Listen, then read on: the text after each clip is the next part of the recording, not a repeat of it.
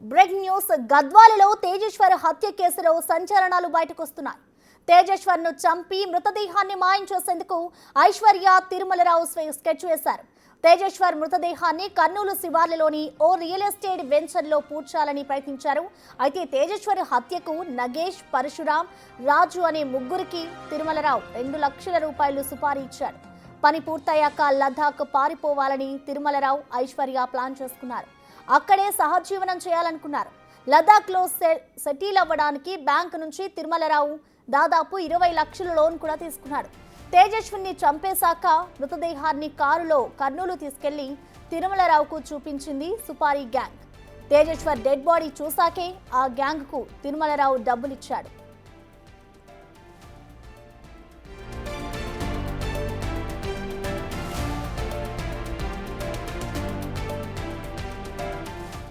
హత్య సమయంలో కారు ముందు సీట్లో తేజేశ్వర్ కూర్చొని ఉండగా వెనుక నుంచి అతని మెడ పట్టుకుని గొంతు కోశాడు పరమేశ్వర్. ఆ తర్వాత డ్రైవర్ సీట్లో ఉన్న నగేష్ తేజేశ్వర్ పొట్టలో కత్తితో పొడిచాడు.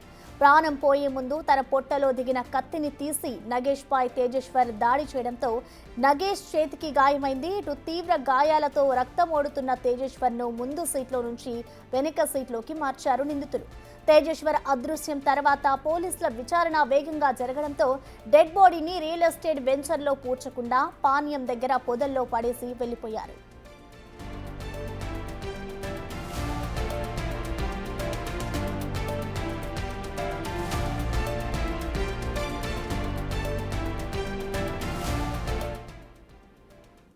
దీనికి సంబంధించిన పూర్తి లేటెస్ట్ డీటెయిల్స్ అందించేందుకు మా ఎగ్జిక్యూటివ్ ఎడిటర్ అశోక్ లైవ్ లో అందుబాటులో ఉన్నారు.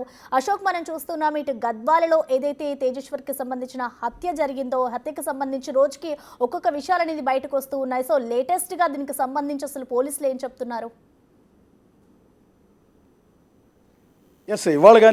ఇవాళ సాయంత్రం కానీ రేపు ఉదయం కానీ ఈ హత్య కేసు మిస్టరీ వీడిపోయే అవకాశం ఉంటుంది. నిందితుల్ని మీడియా ముందు హాజరుపరిచే అవకాశం ఉంటుంది. చాలా సెన్సిటివ్ ఇష్యూ కావటం, ఒక సెన్సేషన్ కావటం, అంటే మేఘాలయ హనీమూన్ మర్డర్ తర్వాత ఆ స్థాయిలో సెన్సేషన్ అయిన నేపథ్యంలో పోలీసులు కూడా చాలా జాగ్రత్తగా డీల్ చేస్తూ ఉన్నారు. పర్టికులర్గా గద్వాల పోలీసులు, గద్వాల ఎస్పీ శ్రీనివాస్ గారి ఆధ్వర్యంలో ఇన్వెస్టిగేషన్ చాలా చాలా సీరియస్గా సాగుతుంది. ఒక సెన్సేషన్ని బ్రేక్ చేయబోతున్నారు పోలీసులు. బహుశా సాయంత్రం లోపే ప్రెస్ మీట్ పెట్టే అవకాశం ఉంది. ప్రస్తుతం తిరుమల కోసం గాలిస్తూ ఉన్నారు. తిరుమల లొకేషన్ కూడా దొరికింది. సో మరి కాసేపట్లో అతను హైదరాబాద్లో పిక్ చేసే అవకాశం ఉంటుంది. అయితే పోలీసుల ఇంట్రాగేషన్లో, ఇన్వెస్టిగేషన్లో తెలిసిన కొన్ని అంశాలు చూస్తే నిజంగా మైండ్ బ్లాంక్ అయిపోతుంది. అంటే ఒక మనిషి ఎందుకు చంపాలనుకుంటారు, ఎందుకు చంపుతారు, చంపిన తర్వాత ఎలా తప్పించుకుంటారు అనేది అసలు ఊహిస్తేనే భయంకరంగా ఉంది ఈ కేసులో. ఎందుకు అన్యం పుణ్యం తెలియని తేజేశ్వర్ని పెళ్లి చేసుకుంది, ఆ తర్వాత ప్రియుడితో కలిసి అతను చంపాలనుకుంది, దీని వెనక జరిగింది ఏంటి అనేది తెలిస్తే నిజంగా మొత్తం ఆశ్చర్యపోతాం అనమాట. ఈ కేసులో అసలు జరిగింది ఏంటి అంటే, కర్నూలు బ్యాంకులో పనిచేసి, అంటే క్యాన్ఫిన్, అంటే కెనరా బ్యాంకుకి సంబంధించిన సిస్టర్ కంపెనీ క్యాన్ఫిన్లో మేనేజర్గా పనిచేసే ఈ తేజేశ్వర్ దగ్గర స్వీపర్గా ఇప్పుడు ఎవరైతే నిందితురాలు ఐశ్వర్య వాళ్ళ తల్లి పనిచేస్తుంది. అలా వాడు తేజేశ్వర్ అనే వ్యక్తి ఉమనైజర్, విపరీతమైన సెక్స్ పిచ్చి, ఎవరిని వదిలిపెట్టే అవకాశం లేదు. ఆఖరి కర్రకి చీర కట్టినా కూడా వదిలిపెట్ట నేచర్ తేజేశ్వర్ అతనిది, ఏదైతే బ్యాంకు మేనేజర్ తిరుమలది. సో అతని దగ్గర స్వీపర్గా పనిచేస్తున్న తల్లి, ఈ ఐశ్వర్య తల్లిని మొదట వల్లో వేసుకున్నాడో బొట్టలో వేసుకున్నాడో, మొత్తం మీద వాళ్ళిద్దరి మధ్య అక్రమ సంబంధం కంటిన్యూ అవుతుంది. అదే క్రమంలో స్వీపర్గా పనిచేస్తున్న ఆమె సెలవు పెట్టినప్పుడు ఆమె కూతురైన ఐశ్వర్య, ఈ అమ్మాయి 10th క్లాస్ వరకే చదువుకుంది, కానీ విపరీతమైన పరిచయాలు, సో సోషల్ మీడియాలో విపరీతమైన పరిచయాలు. ఈ పరిచయాలతోనే ఆమె తల్లి లేనప్పుడు ఆ బ్యాంకులో స్వీపర్గా పనికి వెళ్ళేది. అలా వెళ్ళిన సందర్భంలో ఈ తిరుమల కన్ను అమ్మాయి మీద కూడా పడింది. సో ఆమె కూడా ఆ నేచర్ ఉంది కాబట్టి ఇద్దరు కమిట్ అయ్యారు. సో అటు తల్లితోనూ ఇటు కూతురుతోనూ ఇద్దరితోనూ కూడా ఇల్లీగల్ ఎఫ్ఐఆర్ కంటిన్యూ అవుతోంది తిరుమలకి. ఇదే క్రమంలో ఏదైతే తన కూతురు ఐశ్వర్యకి బహుశా ఇద్దరితోనూ అక్రమ సంబంధం చేయటం ఆ తల్లికి నచ్చలేదు. అందువల్ల కూతురికి పెళ్లి చేయాలని అనుకున్న క్రమంలోనే ఒక సంబంధం చూసింది.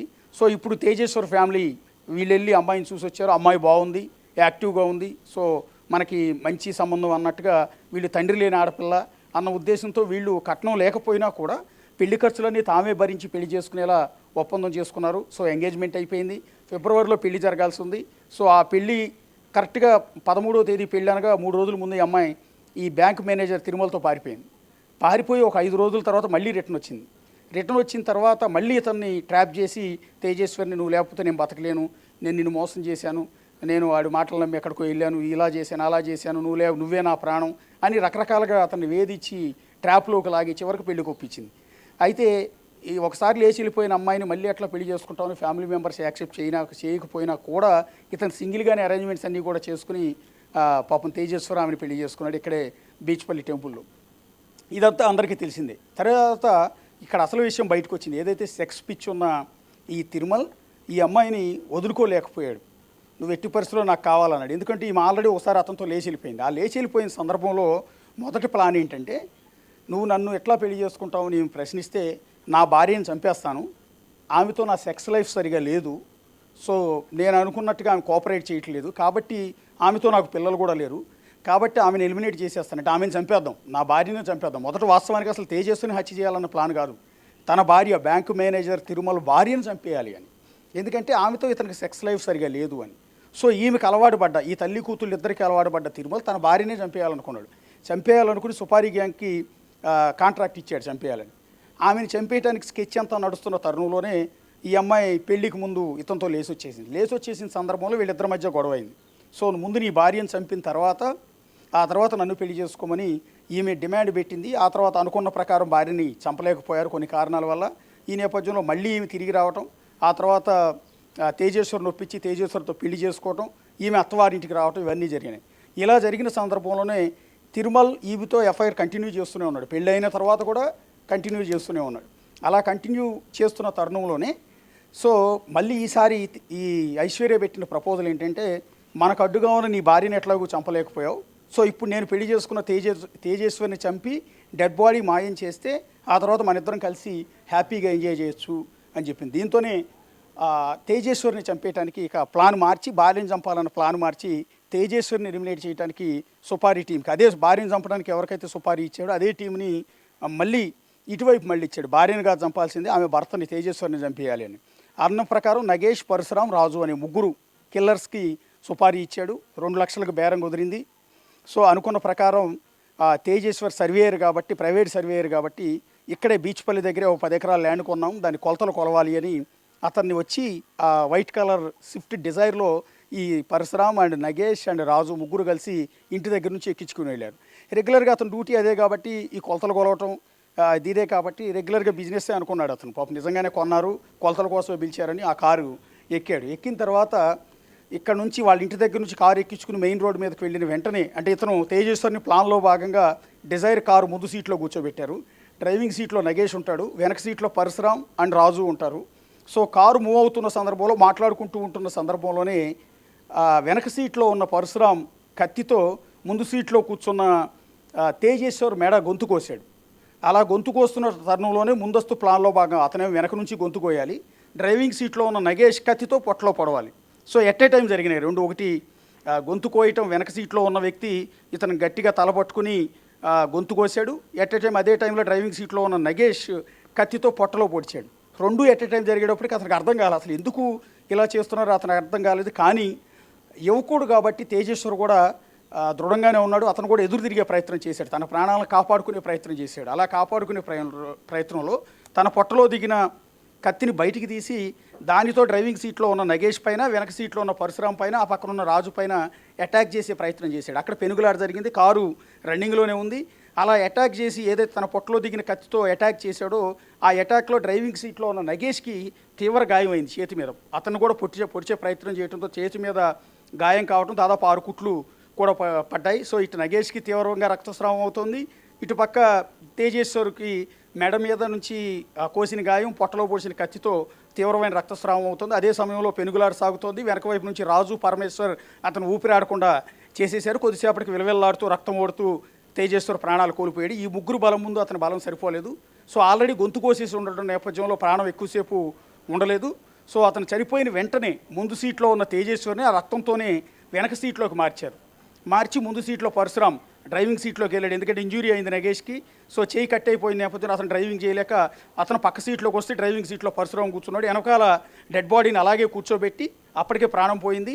ఆ ప్రాణం పోయిన తేజేశ్వర్ బాడీని వెనక సీట్లో కూర్చోబెట్టి డెడ్ బాడీ పక్కన రాజు కూర్చున్నాడు. ఇలా డ్రైవ్ చేసుకుంటూ ఇక్కడ నుంచి మొదలుపెట్టి తెలంగాణ బార్డర్ దాటి టోల్ గేట్స్ అన్నీ కూడా దాటి కర్నూలు ఎంటర్ అయ్యారు. కర్నూలు ఎంటర్ అయిన తర్వాత ఎవరైతే వీళ్ళకి సుపారీ ఇచ్చిన బ్యాంకు మేనేజర్ తిరుమల ఉన్నాడో తిరుమలకి ఫోన్ చేశారు. తిరుమల బ్యాంకులోంచి బయటకు వచ్చి కర్నూలు శివారులో హైవే మీద కారు ఆపి అతను వచ్చి కారు లోపల ఉన్న తిరుమల డెడ్ బాడీని చూసిన తర్వాతే 2 లక్షల రూపాయల అమౌంట్ అనేది ఆన్లైన్లో ట్రాన్స్ఫర్ చేశాడు. అప్పటి వరకు డబ్బులు ఇవ్వాల. వీళ్ళు వీడియో కాల్ చేస్తామన్నా కూడా ఒప్పుకోవాలా, ఫొటోస్ పంపిస్తామన్నా కూడా ఒప్పుకోవాలా. నేను డెడ్ బాడీని చూడాల్సిందే, చూసిన తర్వాతే డబ్బులు ఇస్తా అన్నాడు. అన్న ఒప్పందం ప్రకారం వచ్చి అతను డెడ్ బాడీని చూసి యథావిధిగా బ్యాంక్కి వెళ్ళిపోతూ ఇతనికి 2 లక్షలు నగేష్ అకౌంట్లోకి ట్రాన్స్ఫర్ చేశాడు. మరి డెడ్ బాడీని మాయం చేయటం ఏంటి అంటే అనుకున్న స్కెచ్ ప్రకారం ఈ బ్యాంక్ మేనేజర్ తిరుమలకి ఒక రియల్ ఎస్టేట్ బిజినెస్ కూడా ఉంది. ఇతను కేవలం బ్యాంకులో మేనేజర్ మాత్రమే కాదు, రియల్ ఎస్టేట్ బిజినెస్ చేస్తాడు, దౌర్జన్యాలు చేస్తాడు, సెటిల్మెంట్లు చేస్తాడు, చాలా వ్యవహారం ఉంది. ఎందుకంటే ఈ ఫ్యామిలీ బ్యాక్గ్రౌండ్ కూడా చాలా దారుణంగా ఉంది. ఎందుకంటే వీళ్ళ తండ్రి హెడ్ కానిస్టేబుల్గా పనిచేశారు. ఆయన మీద కూడా అనేక కేసులు ఉన్నాయి. హెడ్ కానిస్టేబుల్గా పనిచేస్తున్న తిరుమల తండ్రి మీద కేసులు ఉన్నాయి, రౌడీ షీట్ కూడా ఉంది. సో రౌడీ షీట్ కూడా ఓపెన్ చేశారు ఆయన తండ్రి మీద. సో అలాంటి బ్యాక్గ్రౌండ్ ఉన్న తిరుమల రియల్ ఎస్టేట్ బిజినెస్ దందాలు చాలా చేస్తూ ఉంటాడు. బ్యాంకు మేనేజర్ అనేది చిన్న ఉద్యోగం మాత్రమే, అసలైన ఉద్యోగం బయట ఉంటుంది. ఇదే క్రమంలో కర్నూలు శివారులో అంటే పాండ్యంకి దగ్గరలో ఒక రియల్ ఎస్టేట్ వెంచర్ వేశాడు ఇతను. ఆ రియల్ ఎస్టేట్ వెంచర్లో తేజేశ్వర్ బాడీని తీసుకెళ్ళి అక్కడే మట్టిలో పూడ్చేయమని చెప్పాడు. అలా పూర్తి చేస్తే ఇది సొంత రియల్ ఎస్టేట్ వెంచర్ కాబట్టి ఎప్పటికీ కూడా బయటకు వచ్చే అవకాశం లేదు, ఎప్పటికీ హత్య జరిగిన విషయం కూడా తెలిసే అవకాశం లేదు.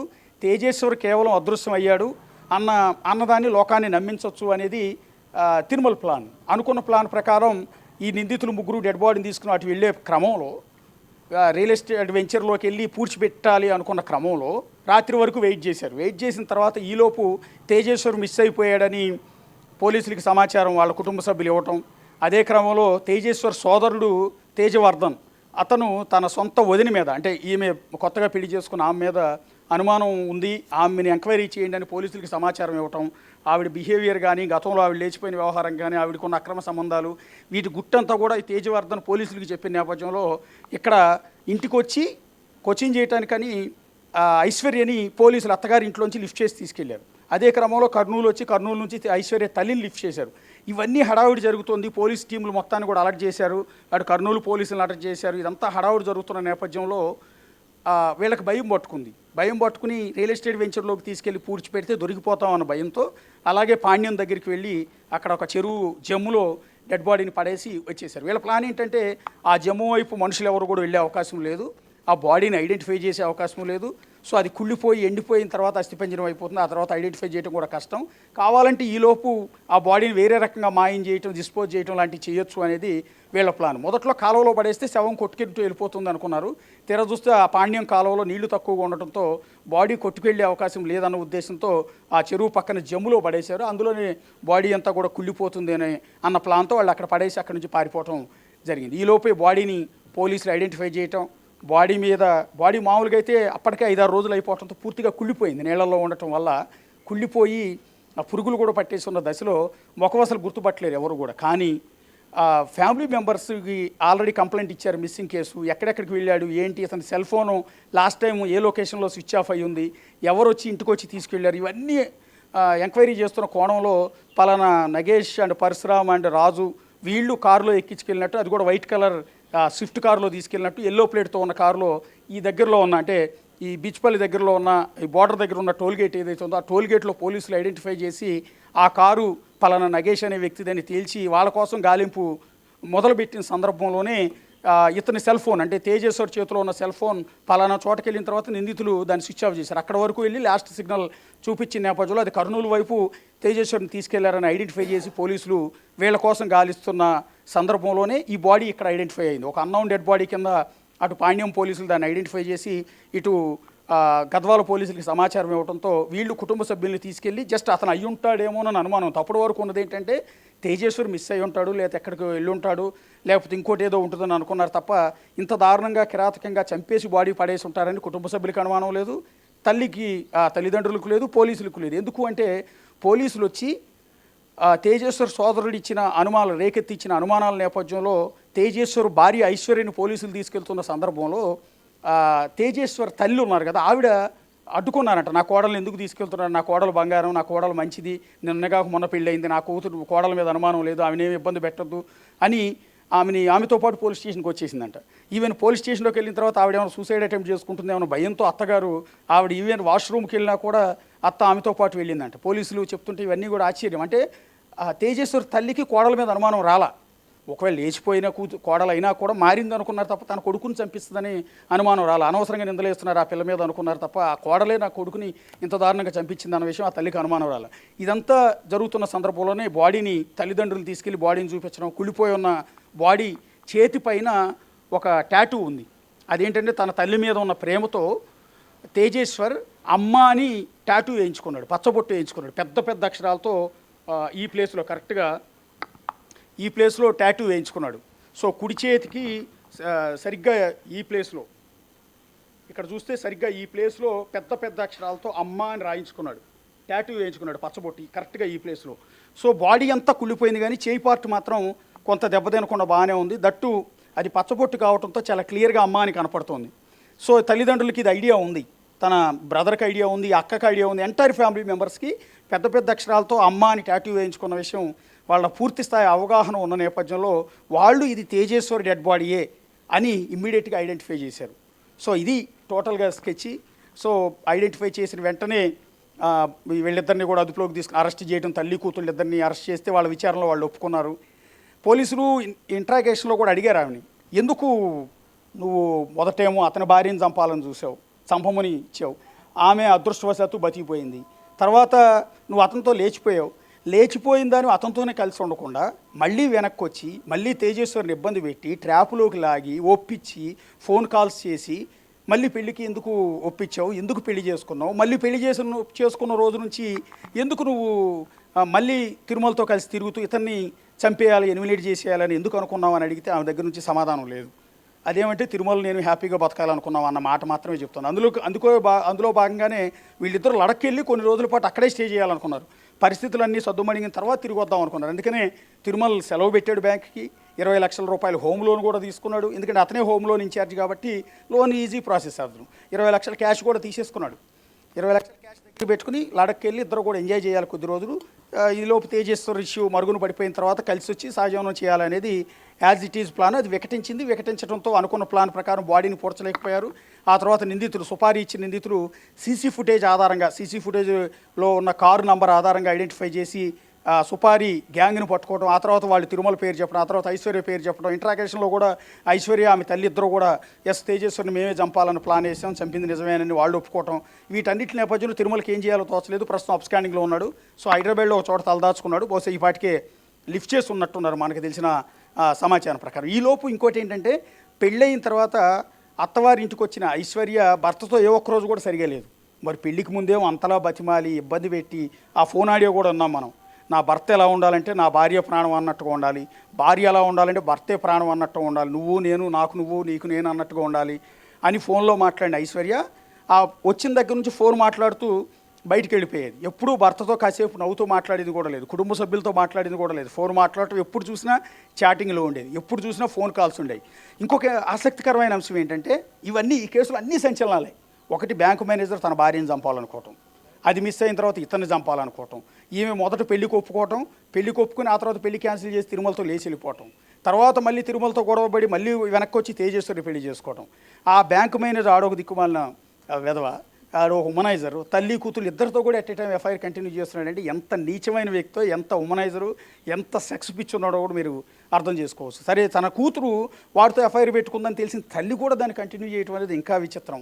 సరే, వీళ్ళు ఎఫ్ఐఆర్ కంటిన్యూ అవుతూనే ఇంకొకరు గొంతు కోయటం, ఇంకొకరికి ఇచ్చి కూతుర్ని ఇచ్చి పెళ్లి చేసి వాణ్ణి చంపాలనుకోవటం, ఇవన్నీ కూడా మిస్టరీలే. ఇదే జరుగుతున్న క్రమంలో ఈమెకి ఐశ్వర్యకి కేవలం తిరుమలతో మాత్రమే అక్రమ సంబంధం కాదు, ఈవిడికి కర్నూలులో 6గురితో అక్రమ సంబంధం. ఇది ఆశ్చర్యం, ఇది చాలా ఆశ్చర్యం. ఇది కేవలం తిరుమల అనేవాడితో అక్రమ సంబంధం కారణంగా తన భర్తని చంపిందని మనం ఇప్పటివరకు అనుకుంటున్నాం. పోలీసుల విచారణలో తేలింది ఏంటంటే ఇప్పటి వరకు 6గురితో ఆవిడికి ఇల్లీగల్ ఎఫ్ఐఆర్ ఉంది. ఆమె మొబైల్ వాట్సాప్ చాట్ చూసినా, ఆమె సోషల్ మీడియా ప్లాట్ఫామ్స్లో ఆమె మెసెంజర్లో ఆమె చాటింగ్ చూసినా, ఆమె కాంటాక్ట్స్, ఆమె మాట్లాడిన కాంటాక్ట్స్ దాదాపు ఈ మర్డర్ జరిగిన ఈలోపు 2200 కాల్స్ మాట్లాడింది. అది కేవలం తిరుమలతో మాత్రమే కాదు, ఈమెకి ఎఫ్ఐఆర్ ఉన్న మిగిలిన వాళ్ళందరితో కూడా మాట్లాడింది. సో సో ఇదొక సంచలనం. రెండోది ఏంటంటే తన భర్తను చంపడానికి పెళ్ళైన రోజు నుంచే, కాపురానికి వచ్చిన మొదటి రోజు నుంచి తిరుమలతో కలిసి స్కెచ్ చేస్తోంది. ఎందుకు అంటే అతను వాడే బైక్ ఏదైతే ఉందో తేజేశ్వర్ వాడే బైక్ ఉంది కదా, ఆ బైక్కి జీపీఎస్ ట్రాకర్ కూడా బిగించింది. అది ఆశ్చర్యం. ఎందుకు అంటే ఆ ట్రాకరు తిరుమలకి తెలిసేటట్టు, తిరుమలతో పాటు సుపారీ గ్యాంగ్ నగేష్, పరశురాం, రాజుకి తెలిసేటట్టుగా ఆ ట్రాకర్ని వాళ్ళకి లైన్ క్లియర్ చేసింది.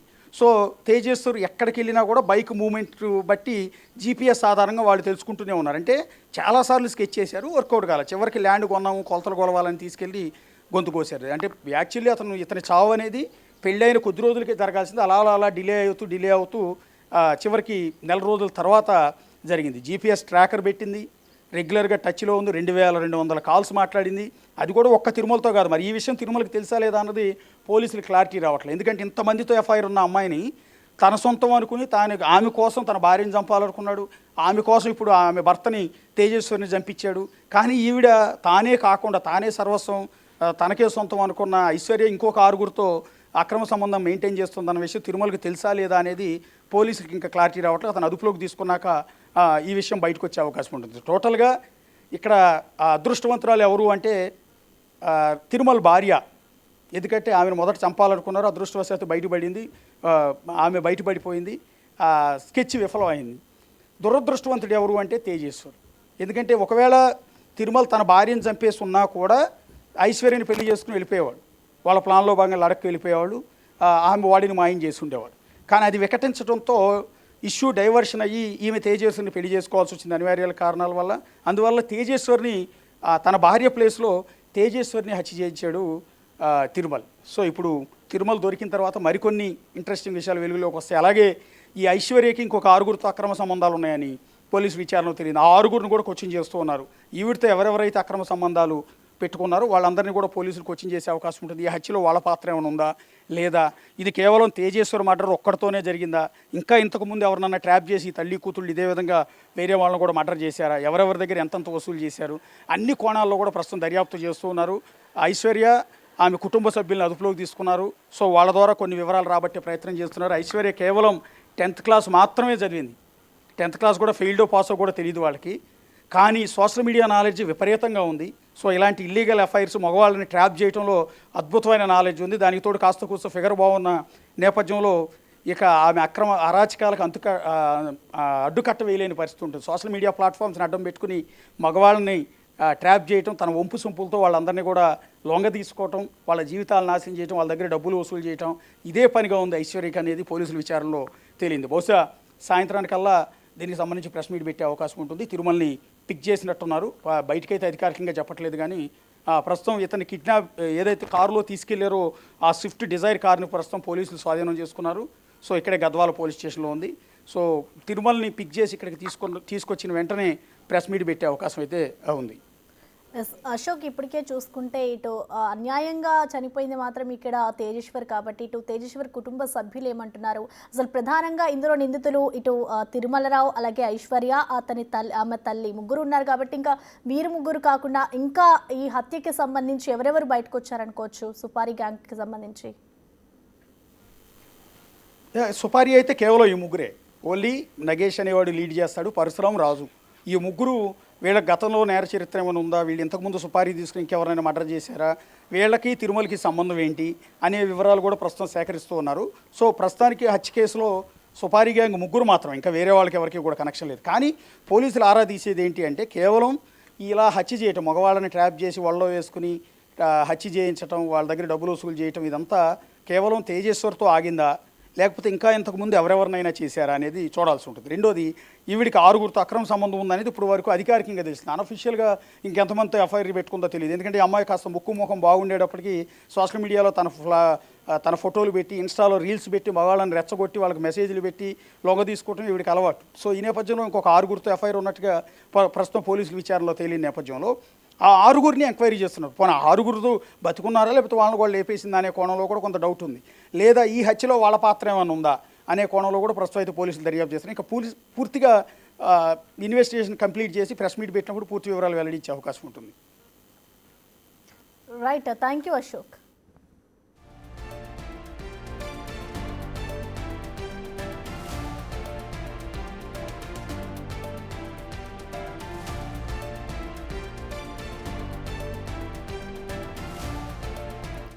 ఇక గద్వాలలో తేజేశ్వర్ హత్య కేసులో అయితే సంచలన విషయాలు బయటకు వస్తూ ఉన్నాయి. ఇటు తిరుమలరావుపై అయితే కోపంతో తేజేశ్వర్ను ఒప్పించి మరి ఈ హత్యకు పాల్పడ్డట్టుగా కూడా ఇటు పోలీసుల విచారణలో తేలుతోంది.